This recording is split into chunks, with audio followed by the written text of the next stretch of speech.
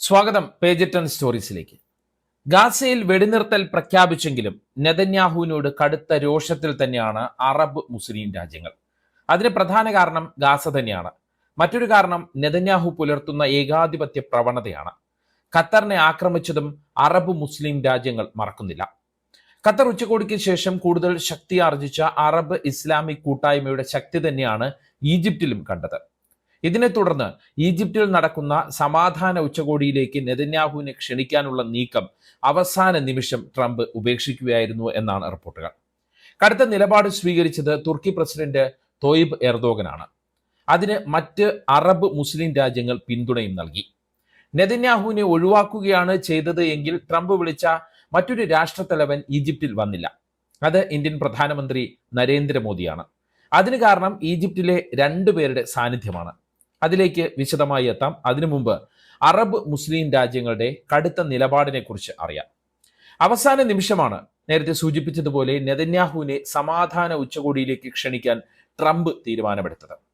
Trump Egypt president Abdul ഫത്ത അൽ സിസിയുമായി ഫോണിൽ സംസാരിച്ചാണ് നെതന്യാഹുവിന്റെ പങ്കാളിത്തം ഉറപ്പിച്ചത്. നെതന്യാഹു ആണെങ്കിൽ ക്ഷണം സ്വീകരിക്കുകയും ചെയ്തു. സത്യത്തിൽ അതൊരു ചതിയായിരുന്നു എന്നതാണ് സത്യം. ഹമാസ് പങ്കെടുക്കാത്ത ഉച്ചകോടിയിലേക്ക് നെതന്യാഹുവിനെ ക്ഷണിച്ചു കൊണ്ടുവരാനാണ് നീക്കം നടന്നത്. അവിടെ വെച്ച് നെതന്യാഹുവിനെ പുകഴ്ത്താനുള്ള ട്രംപിന്റെ തന്ത്രം കൂടിയായിരുന്നു ആ നീക്കം. ഇതാണ് അറബ് മുസ്ലിം രാജ്യങ്ങൾ പൊളിച്ചത്. ഈ വിഷയം അറിഞ്ഞപ്പോൾ തന്നെ തുർക്കി പ്രസിഡന്റ് തൊയ്ബ് എർദോഗൻ കടുത്ത നിലപാട് തന്നെ സ്വീകരിച്ചു. നെതന്യാഹു ഉച്ചകോടിയിൽ പങ്കെടുത്താൽ താൻ ഈജിപ്തിലെ ഷാം എൽ ഷെയ്ഖിൽ വിമാനം ഇറങ്ങില്ല എന്ന് എർദോഗൻ നിലപാടെടുത്തു. അതായത് ഷാം എൽ ഷെയ്ഖിലാണ് ഈ സമാധാന ഉച്ചകോടി നടന്നത്, അവിടേക്ക് വരില്ല എന്ന് എർദോഗൻ നിലപാടെടുത്തു. ഇക്കാര്യത്തിൽ തന്റെ എതിർപ്പ് എർദോഗൻ നേരിട്ട് ട്രംപിനെയും സിസിയെയും അറിയിച്ചുവെന്നാണ് വിവരം. മറ്റ് അറബ് മുസ്ലിം രാജ്യങ്ങളും ഇതേ നിലപാട് സ്വീകരിക്കുമെന്നുള്ള സൂചനയും എർദോഗൻ നൽകി. ഇതേ തുടർന്നാണ് സിസിയും ട്രംപും തമ്മിൽ സംസാരിച്ച് നെതന്യാഹുവിനുള്ള ക്ഷണം റദ്ദാക്കാനുള്ള തീരുമാനത്തിലേക്ക് എത്തിയത് എന്നാണ് റിപ്പോർട്ടുകൾ. എന്നാൽ നെതന്യാഹുവിന്റെ ഓഫീസ് ഈജിപ്തിലേക്ക് വരാതിരുന്നതിന് മറ്റൊരു കാരണമാണ് ഔദ്യോഗികമായി പറയുന്നത്. ഒപ്പം ഇതിന് മറ്റു ചില കാരണങ്ങളും പറഞ്ഞു കേൾക്കുന്നുണ്ട്. ആദ്യം നെതന്യാഹുവിന്റെ ഓഫീസിന്റെ വിശദീകരണത്തിലേക്ക് വരാം. നെതന്യാഹുവിന്റെ ഓഫീസ് നൽകിയ പ്രസ്താവന ഇങ്ങനെയാണ്: പ്രധാനമന്ത്രിയെ ട്രംപ് ക്ഷണിച്ചിരുന്നു, എന്നാൽ ജൂത അവധി ദിവസങ്ങൾ അടുത്തതിനാൽ ഉച്ചകോടിയിൽ പങ്കെടുക്കാൻ കഴിയില്ല എന്ന് നെതന്യാഹു അറിയിച്ചു. അതായത് ജൂത മതപ്രകാരമുള്ള അവധി ദിനങ്ങൾ കാരണമാണ് നെതന്യാഹു ട്രംപിന്റെ ക്ഷണം നിഷേധിച്ചത് അല്ലെങ്കിൽ സ്വീകരിക്കാത്തത് എന്നാണ് വിശദീകരണം. ഇസ്രയേലിലെ ഔദ്യോഗിക നിലപാട് പ്രകാരം ഈ അവധി ദിനങ്ങളിൽ രാജ്യാന്തര യാത്രകളും ഔദ്യോഗിക പരിപാടികളും പരമ്പരാഗതമായി ഒഴിവാക്കുമെന്നാണ് നെതന്യാഹുവിന്റെ ഓഫീസ് വിശദീകരിക്കുന്നത്. എന്നാൽ ഇത് ഒഴിവ് കഴിവ് മാത്രമാണെന്നാണ് നെതന്യാഹുവിന്റെ വിമർശകർ, ഇസ്രയേലിൽ തന്നെയുള്ള വിമർശകർ ചൂണ്ടിക്കാട്ടുന്നത്. കാരണം മുൻ വർഷങ്ങളിൽ സമാന അവധി ദിവസങ്ങളിൽ നെതന്യാഹു യാത്രകൾ നടത്തിയിട്ടുണ്ടെന്ന് അവർ പറയുന്നു. മറ്റൊരു റിപ്പോർട്ടും ഇസ്രയേലിൽ നിന്ന് വരുന്നുണ്ട്. അതിങ്ങനെയാണ്: അതായത് നെതന്യാഹുവിന്റെ സഖ്യകക്ഷികളുടെ ഭീഷണി കാരണമാണ് അദ്ദേഹം ഈജിപ്തിലേക്ക് പോകാത്തത് എന്നാണ് ടൈംസ് ഓഫ് ഇസ്രയേലൊക്കെ റിപ്പോർട്ട് ചെയ്യുന്നത്. ഗാസയിൽ വെടിനിർത്തൽ പ്രഖ്യാപിച്ചതിൽ തന്നെ ഇസ്രയേൽ സർക്കാരിലെ തീവ്ര വലതുപക്ഷ നേതാക്കൾ കടുത്ത ദേഷ്യത്തിലാണ്. സമാധാന സമ്മേളനത്തിന് നെതന്യാഹു പോയാൽ രാജിവെക്കുമെന്ന് ഈ തീവ്ര നേതാക്കൾ ഭീഷണി മുഴക്കിയെന്നാണ് ടൈംസ് ഓഫ് ഇസ്രയേലൊക്കെ റിപ്പോർട്ട് ചെയ്യുന്നത്. മറ്റൊരു കാര്യം കേൾക്കുന്നത് നെതന്യാഹു പേടിച്ച് ഈജിപ്തിലേക്ക് പോകാതിരുന്നു എന്നാണ്. ഗാസയിലെ യുദ്ധക്കുറ്റങ്ങൾ ആരോപിച്ച് അന്താരാഷ്ട്ര ക്രിമിനൽ കോടതി നെതന്യാഹുവിനെതിരെ അറസ്റ്റ് വാറണ്ട് പുറപ്പെടുവിച്ചിരിക്കുകയാണല്ലോ.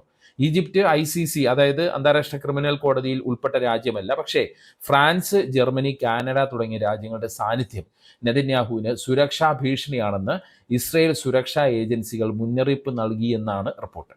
എന്നാൽ ഇതെല്ലാം ഈജിപ്ത് ഉച്ചകോടിയിൽ നിന്ന് ട്രംപ് ഒഴിവാക്കിയതിലുള്ള ജാള്യത മറയ്ക്കാൻ നെതന്യാഹുവിന്റെ അടുത്ത വൃത്തങ്ങൾ പടച്ചുവിടുന്ന വാർത്തകൾ മാത്രമാണ് എന്നാണ് പൊതുവെയുള്ള വിലയിരുത്തൽ.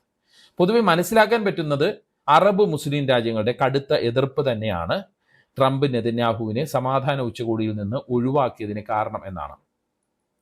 നെതന്യാഹുവുമായി നയതന്ത്രപരമായും പല രാജ്യങ്ങൾക്കും കടുത്ത എതിർപ്പുണ്ട്. ഇതെല്ലാം കാരണമായി മാറിയെന്ന് പറയാം. ഇസ്രയേലുമായി ബന്ധം നല്ല രീതിയിലല്ലാത്ത അറബ് രാജ്യങ്ങളുടെ നേതാക്കൾക്ക് ഉൾപ്പെടെയുള്ളവർക്ക് നെതന്യാഹുവിന്റെ സാന്നിധ്യം, നെതന്യാഹു വന്നിരുന്നുവെങ്കിൽ അത് പ്രശ്നമാകുമായിരുന്നു.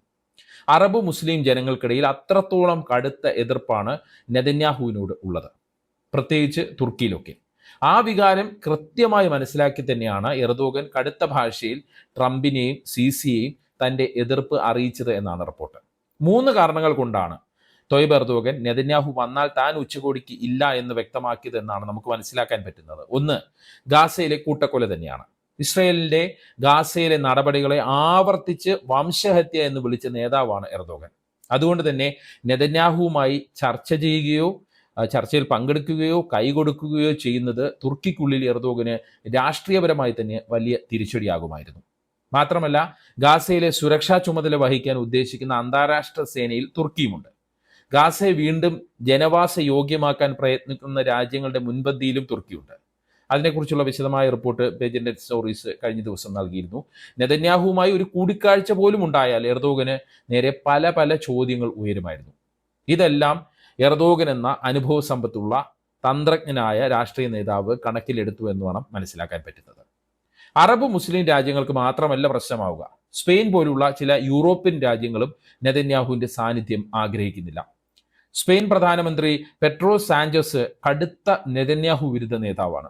ഗാസയിൽ നടക്കുന്നത് വംശഹത്യയാണെന്ന് ഉറപ്പിച്ചു പറഞ്ഞ നേതാവാണ് സാഞ്ചസ്.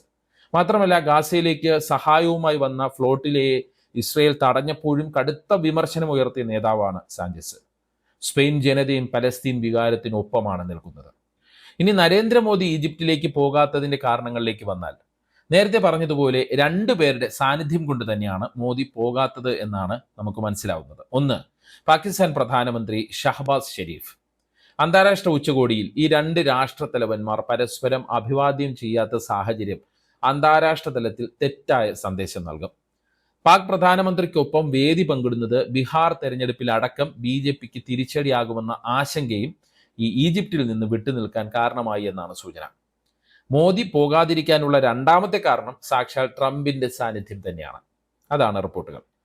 ഇന്ത്യ പാക് സംഘർഷം പരിഹരിച്ചത് താനാണെന്ന് ട്രംപ് ഈജിപ്തിലും ആവർത്തിച്ചാൽ അത് മോദിക്ക് നിഷേധിക്കാൻ പറ്റാത്ത സാഹചര്യമുണ്ടാകും. ഇതോടെ കേന്ദ്ര സർക്കാരും BJP പ്രതിരോധത്തിലാകും. അടുത്തു വരുന്ന നിയമസഭാ തെരഞ്ഞെടുപ്പുകളിലും ഇത് പ്രതിഫലിക്കും. മാത്രമല്ല, മോദിയെയും ഷഹബാസിനെയും ഒരുമിച്ച് നിർത്തി ചിത്രമെടുക്കാനുള്ള ഒരു സാഹചര്യം അല്ലെങ്കിൽ ഒരു ട്രിക്കൊക്കെ ട്രംപ് സൃഷ്ടിക്കുമെന്നുള്ള ആശങ്കയും കേന്ദ്രത്തിനുണ്ട്. ഇതെല്ലാം തിരിച്ചടിയാകാൻ സാധ്യതയുണ്ടെന്ന് പേടിച്ച് തന്നെയാണ് മോദി ഈജിപ്തിലേക്ക് പോകാത്തത് എന്നാണ് നമുക്ക് പല റിപ്പോർട്ടുകളിൽ നിന്ന് മനസ്സിലാക്കാൻ പറ്റുന്നത്. മോദി പോയില്ലെങ്കിലും ട്രംപ് മോദിയെ വേദിയിൽ വെച്ച് പുകഴ്ത്തിയിരുന്നു. ട്രംപാണ് ഇന്ത്യ പാക് സംഘർഷം അവസാനിപ്പിച്ചതെന്ന് പാക് പ്രധാനമന്ത്രി പറയുകയും ചെയ്തു. ഒപ്പം ഷഹബാസ് വീണ്ടും ട്രംപിനെ നൊബേൽ സമ്മാനത്തിനായി നോമിനേറ്റ് ചെയ്യുകയും ചെയ്തു. ആ സമയം ഈ ട്രംപിന്റെയും ഷഹബാസിന്റെയും പിന്നിൽ നിന്ന ഇറ്റാലിയൻ പ്രധാനമന്ത്രി ജോർജോ മെലാനിയുടെ മുഖഭാവം സോഷ്യൽ മീഡിയയിൽ വൈറലാണ്. ഇതെല്ലാം കൊണ്ട് തന്നെ മോദി പോകാത്തത് നന്നായി എന്ന് ചിലർ പറയുമ്പോൾ, ശശി തരൂരിനെ പോലുള്ളവർ ഈജിപ്തിൽ ഇന്ത്യൻ പ്രധാനമന്ത്രി പോകാത്തതിനെ വിമർശിക്കുകയാണ്. പ്രധാനമന്ത്രിയുടെ അസാന്നിധ്യം തന്ത്രപരമായ സംയമനമാണോ അതോ അവസരം നഷ്ടപ്പെടുത്തിയതാണോ എന്നാണ് ശശി തരൂർ ചോദിക്കുന്നത്. എന്തായാലും ഈജിപ്തിൽ അറബ് ഇസ്ലാമിക് കൂട്ടായ്മയുടെ ശക്തി കാണാനായി എന്നാണ് അന്താരാഷ്ട്ര നിരീക്ഷകരെല്ലാം പറയുന്നത്. ഇസ്രയേലുമായി സാധാരണ ബന്ധത്തിന് അറബ് മുസ്ലിം രാജ്യങ്ങൾ ആഗ്രഹിക്കുന്നില്ല എന്ന് മനസ്സിലാവുകയാണ്. എർദോഗൻ ഭീഷണി സ്വരത്തിൽ തന്നെയാണ് ഈജിപ്തിന്റെ പ്രസിഡന്റ് സിസിയോട് സംസാരിച്ചതെന്നും അതിൽ ട്രംപ് പോലും പകച്ചുപോയി എന്നുമാണ് തുർക്കി മാധ്യമങ്ങൾ റിപ്പോർട്ട് ചെയ്യുന്നത്. ഗാസ വിഷയത്തിൽ എർദോഗൻ എടുക്കുന്ന നിലപാടുകൾക്ക് പിന്തുണ കൂടുകയാണ് എന്നും നമുക്ക് നോക്കിക്കാണാം. ഇസ്രയേൽ ഇനി ഗാസയെ ആക്രമിച്ചാൽ വളരെ വലിയ പ്രത്യാഘാതമായിരിക്കും ഉണ്ടാവുക എന്ന് കഴിഞ്ഞ ദിവസമാണ് എർദോഗൻ പറഞ്ഞത്. ഈജിപ്തിൽ നടന്ന ഗാസ സമാധാന കരാറിൽ നിർണായകമായതും തുർക്കി പ്രതിനിധികളുടെ സാന്നിധ്യമായിരുന്നു. ആദ്യമായി മധ്യസ്ഥരായി ചർച്ചയിൽ പങ്കെടുത്ത തുർക്കി എടുത്ത ക്രിയാത്മകമായ നിർദ്ദേശങ്ങളാണ് ആദ്യഘട്ട സമാധാന കരാറിലേക്ക് കാര്യങ്ങളെ എത്തിച്ചത്. ഇതെല്ലാം കൊണ്ട് തന്നെ ഗാസ വിഷയത്തിൽ എർദോഗന്റെ നിലപാടുകൾ ട്രംപിനും അവഗണിക്കാൻ പറ്റാത്ത സ്ഥിതിയുണ്ട്. ആ സാഹചര്യത്തെ കൃത്യമായി ഉപയോഗപ്പെടുത്തി തന്നെയാണ് എർദോഗൻ നെതന്യാഹുവിന്റെ കാര്യത്തിൽ നിലപാട് സ്വീകരിച്ചതും ഈജിപ്തിൽ നിന്ന് നെതന്യാഹുവിനെ അകറ്റി നിർത്തിയതും. എന്താണ് ഈ വിഷയത്തിൽ നിങ്ങളുടെ അഭിപ്രായം? കമന്റ് ചെയ്യുക.